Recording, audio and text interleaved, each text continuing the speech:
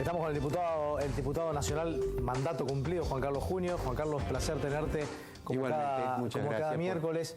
Se postergó el aumento del subte, ¿no? Vamos a hablar del subte, un transporte que no solamente lo utiliza la gente de la capital federal, sino la provincia de Buenos Aires para llegar a sus trabajos. Digo, se frenó un aumento que llevaba de 4,50 a 7,50 la tarifa. Ahí la jueza Liberatori le está pidiendo al gobierno que presente más documentación, es decir, que no tiene documentación respaldatoria para validar tal aumento. Sí, por otra parte, le puso el freno la jueza Liberatori y desató aún más la polémica, ya que apareció frente a este problema el jefe de gobierno, Rodríguez Larreta, y bueno, le echó la culpa a la expresidenta de la Nación, dijo textualmente que todo esto es como consecuencia de la inflación récord mundial del anterior gobierno. Por lo tanto, creo que hace falta una aclaración sobre esta polémica que plantea el jefe de gobierno, que es la siguiente.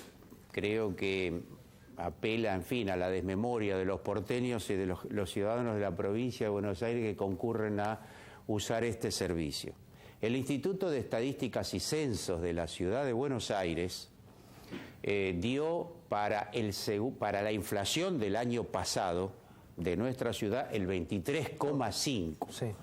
Estamos hablando del propio instituto del gobierno de la ciudad que dirige Rodríguez Larreta. Sí, y hasta que comenzara a refuncionar el INDEC, fue el propio gobierno nacional que lo tomó como referencia, lo que decía el Instituto de la Ciudad de Buenos Aires y San Luis. Así es, por lo tanto es inexplicable que le eche la culpa a la inflación récord mundial cuando su propia entidad de estadísticas y censos fijó para el año pasado el 23,5%. Cierto es que el año empezó con el 38,5% como perspectiva interanual, pero luego hasta el mes de noviembre esa inflación fue amesetándose, fue bajando y terminó en el 23,5%, con la salvedad que en el mes de diciembre, que cambia el gobierno, vuelve a pegar un brinco del 4,3%. Por lo tanto... Sí, después ya sabemos lo que pasó este año. Y después ya sabemos lo que pasó este año, que no hay nadie que no acepte que la inflación de este año va a ser el 42 o 44%.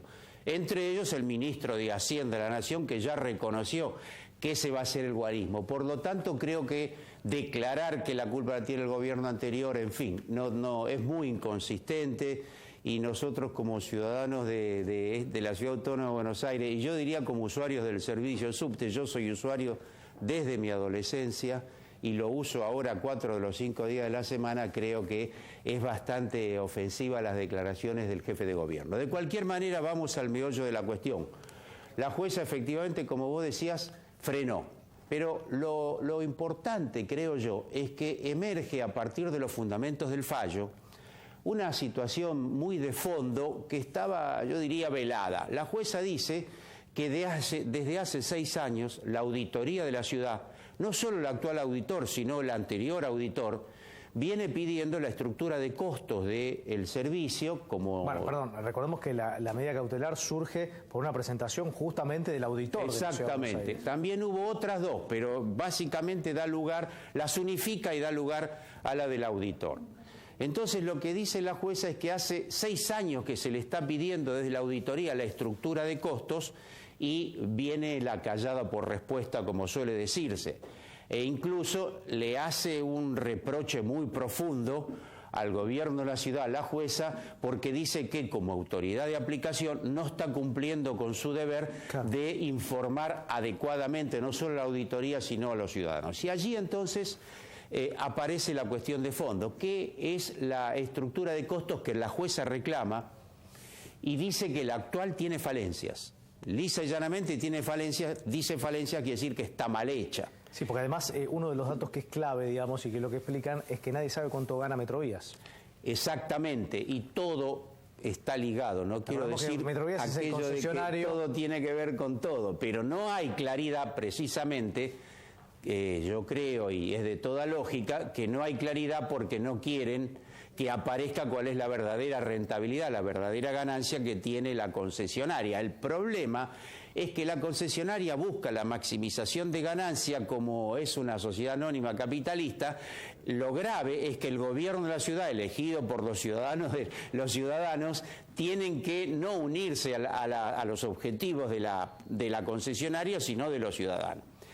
La estructura de costos es básicamente definir la estructura de costos y dividirla por la cantidad de usuarios del servicio. Ahí hay una primer discrepancia, que no es la principal, que la auditoría dice que hay 258 millones de usuarios por año, y la empresa dice que hay 238 millones de usuarios. Esos 30 millones de usuarios los cobra alguien. Los cobrarían ellos y no figuran. La otra cuestión de fondo es que, quizá la principal, es que la auditoría tiene una discrepancia como mínimo de 1,50 por pasajero en el precio de la tarifa, de 1,50 pesos.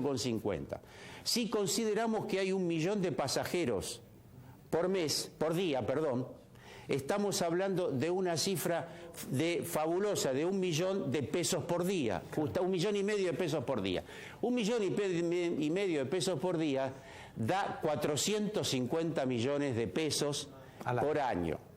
Y si lo llevamos a cada usuario, como yo, que lo utiliza 40 veces por mes, porque lo toma ida y vuelta 20 veces, el usuario estaría poniendo 600 pesos cada uno para generar esa ganancia de Metrovías. La jueza finalmente dice que le resulta incomprensible que dice textualmente, dejar hacer de la ciudad frente a la avidez de la ganancia. Después hay otras objeciones, como que las escaleras mecánicas no funcionan, en fin, todo otro tipo de cuestiones. Juan Carlos, déjame preguntarte brevemente, porque esta semana ha llegado un pico de 91.000 usuarios sin luz en el área metropolitana, hablamos Capital Federal y Gran Buenos Aires, ahora ha bajado un poco, pero ahí también me parece que el Estado no controla.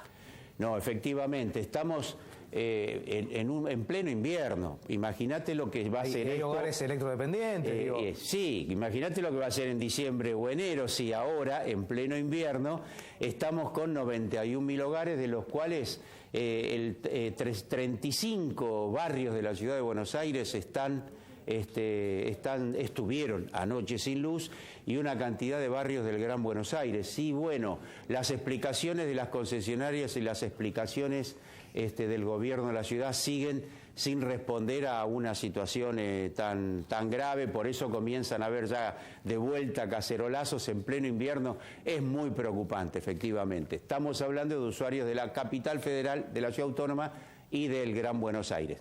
Se dice que vienen a la Ciudad Autónoma 3 millones por día de ciudadanos del Gran Buenos Aires. Por lo tanto, es un problema de ambos lugares.